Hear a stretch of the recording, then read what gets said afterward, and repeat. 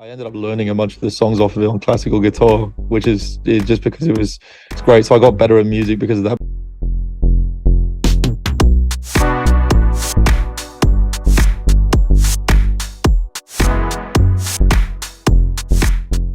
Welcome back to Side Quests and the second episode of The Games That Shape Me. Today, we're joined by Chris Hughes, a musician, game enthusiast, and the keyboardist/synth mastermind behind the London-born band Fat Dog. Back in September, Fat Dog released its debut album Woof, alongside a playable third-person shooter of the same name. Today, we're talking to Chris all about the titles that he grew up with, why Fat Dog decided to pair its new album with a PC game, and where we can hear his love of gaming in his work. Here are the games that shaped Fat Dog's Chris Hughes. I was so intrigued by the games that you picked, but before we get into them, I wanted to ask you specifically, at what point in your life were you first introduced to gaming? And was there a first console that you got as a kid? To be fair, my first experience of gaming, some of the choices are kind of involved in that, like Myst, that game. I had a really old PC with the DVD disc of Riven and Myst, and one time I must have been I think I must have been 4 or 3, and he just put me in front of that and put the speakers on either side. And I remember the way it starts. It's such a cinematic film. Oh, sorry, cinematic game, but it's a bit like a film. So that's probably my first experience. That and some weird pinball game on his PC as well. But it made my dad feel bad, and me feel good, because he was also as stumped at most of the puzzles as I was. This was back when games they didn't really give it to you. They didn't give you hints all the time. That game is brutally puzzling. I mean, I still think it's impossible because I haven't really played it since I was about 3. And so for me, it was I was like, this is the hardest game on earth, and I still see it that way. But it's probably easier than I think. Obviously, you guys released this Wolf game as part of a CD bundle. Where did this idea to make a third-person shooter based on your album come from? We all well, at least I know Joe and I grew up playing a bunch of video games a lot like that. God, I mean, to be fair, a lot of them it's almost like a weird sort of Resident Evil game, when it's in the third person, because it's all these dark alleyways and stuff. And I think just wanted to have some really intense, fast-paced Doom style shooter. I don't know, I think just comes from growing up playing those games. And when someone even offers the idea, you're immediately like, oh, this is genius. This is the coolest thing ever. I think originally it was going to be action figures, and then we were like, it'd be way cooler if you could play as yourself in a game or something. And also just because I think video games have been doing it for ages, where they have little Easter eggs and stuff within their games. I think that's great when you combine that with music and stuff, and you can have people exploring this world, and they'll find a little room that has some sort of in-joke or a piece of music or something like that. I mean, I think it translated fairly well. It's it's as glitchy as we want it to be. It's a very buggy game, pushing you into rooms that you wouldn't otherwise see. So I think it was great. I think what was cool is that the guy who actually did the music video for Wither, it's not like that was just it wasn't like that was just an animated video. That was people playing in the world, and then he just had a digital camera inside the game, filming someone playing, because I don't think he makes video. I think he just makes video games. Let's get into these games here. The first one you provided on your list for me was Mario 64. But what would you say is your fondest memory of playing Mario 64, and how does that compare, I guess, to your relationship with the game today, if you ever go back to it? It was the Dire Dogs level, the theme for that level. I used to basically do this weird thing as a kid where I'd play that game and I'd go straight to that level once I'd unlocked it, and I'd just stand still and listen to the track, and I wouldn't do anything in that level. I'd just swim around and listen to the music without completely grabbing any of the stars or any of that. And I remember that being really great. I also remember spending so much time on this one level. I can't remember what they're called, but they're these slab guys that they'll go up to you and then jump flat on top of you. And I played it for so long that I'd be lying in my bed as a kid, and I'd just be closing my eyes and have images of it just constantly going in my head, having dreams about it. So I remember that being a pretty obsessive moment in my life. Recently, I've been listening to a lot of the Donkey Kong Country soundtracks. I looked at this video of how they made it, where they had such limitations on the available data or the space within the game to actually fit music. So the guy who did it all like kind of on these big stacks of paper, figuring out the notation and stuff using this really weird music editor. It's so cool.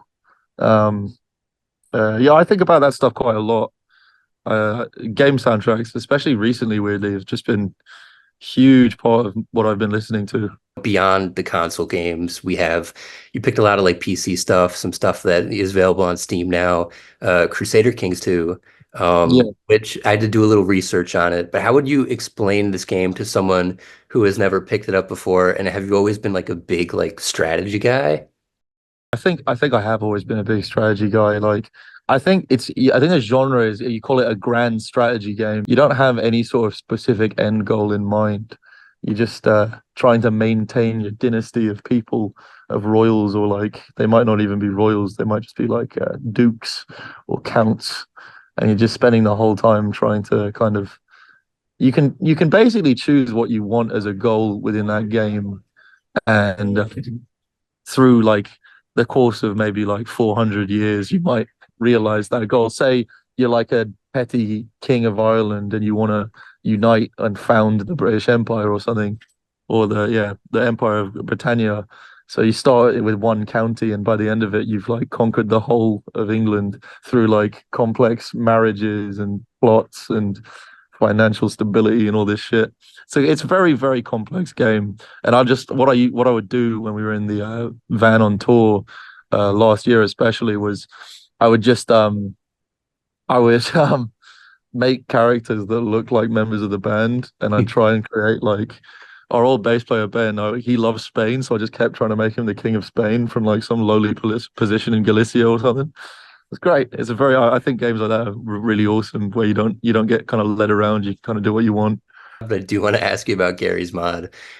Just given like how diverse your taste in games is, obviously that's, like the pinnacle of like sandbox free for Yeah. all. But in Oh, what that way like did or do you use Gary's mod?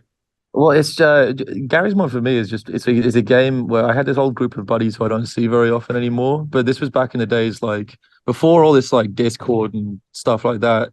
You just call up like four buddies on Skype, and we used to spend like hours and hours and hours just messing around in Garry's Mod sandbox, just create random stuff, get loads of like I guess I don't know, you call them plugins or whatever, add-ons, the like free things in the Steam workshop, and we just mess around with all of that. And it was just like really good memory of mine was going on Skype with my buddies and messing around for hours and hours and hours, doing absolutely nothing, just making each other laugh by making stupid stuff.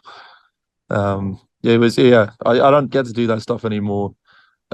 Really, I've just like everyone's just busy all the time, and that was a really good childhood memory. I feel like the exact opposite of that experience, I guess like a little more intense, would have to be playing Dwarf Fortress. Like Oh the footage yeah, I've seen of this game, it looks pretty crazy. I've been playing that game since I was probably like 11 or 12. I was playing when it was still just ASCII graphics, and if you wanted to like represent a horse, it was like a lowercase white H or something like that.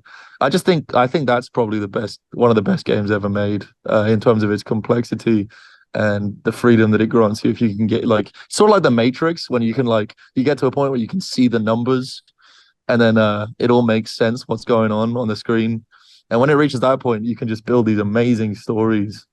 Um, if you have like a if you got any sort of like imaginative mind, the things that are happening on the screen get extrapolated and turned into this really vivid imagery of what's going on because of the vivid descriptions that are going on during every single second of that game. Like you can, yeah, like the stories of like people get attacked by elephants, and then dwarves just start throwing cats at the elephants to fend them off. It's just I could gush on about this game forever. It's got one of the I think it's my favorite ever game soundtrack. Beautiful classical guitar.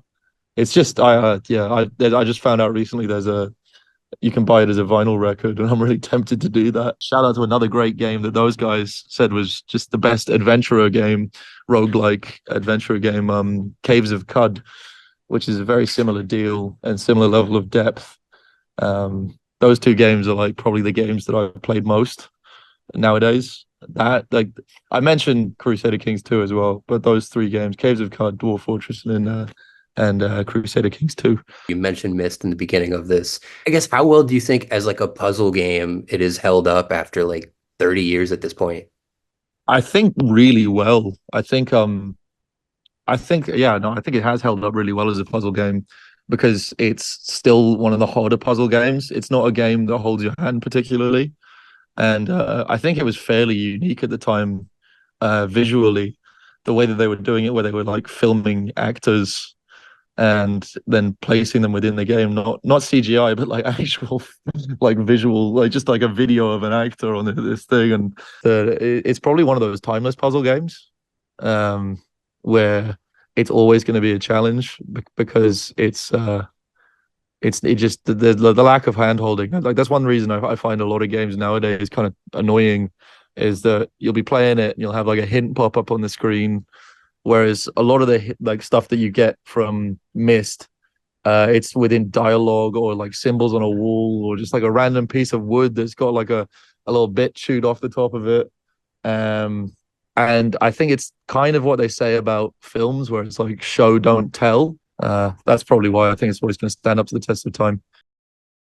How much do you believe gaming, outside of the Woof game in particular, like inspires you guys as a band, or you in particular as a musician? In me in particular, like a huge amount. Especially recently. I've been just at home making a few things here and there, and it's always kind of from the basis of like imagining it's some sort of video game or fantasy world. It's kind of like, I think if you can build like a kind of vivid world in your head and make soundtracks to that, video games are kind of like perfect for that, you know. I there's a few bands or like a few like projects I know of. There's one called Runecaster. You should look it up. It's kind of, I think you call the genre dungeon synth. I think that video game soundtracks can be some of the best like ambience to any day. And it's definitely music that like it brings me to a happy place, not just because of the fact that I enjoy like kind of messing around with it and making it a little bit, but also because there is like a nostalgia factor. But which of the five games that we've talked about do you feel has most like informed your work as a musician, the job that you do now? I think probably Dwarf Fortress or Crusader Kings. And I think Dwarf Fortress, partially like literally because the soundtrack, I ended up learning a bunch of the songs off of it on classical guitar, which is just because it's great. So I got better at music because of that, but also because I think the motto of Dwarf Fortress is basically losing is fun.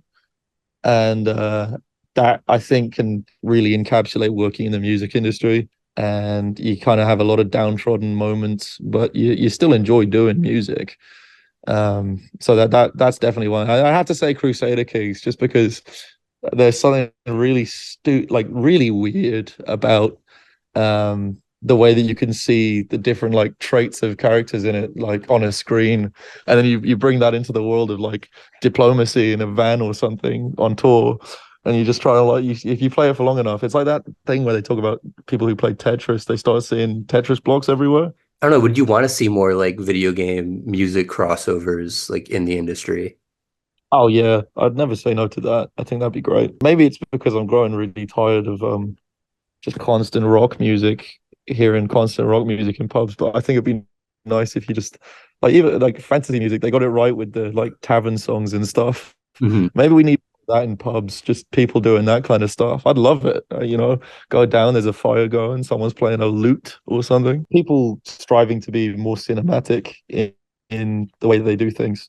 I think I think a lot of video game music is very cinematic, and I think that's always a pleasure, both to play and to listen to.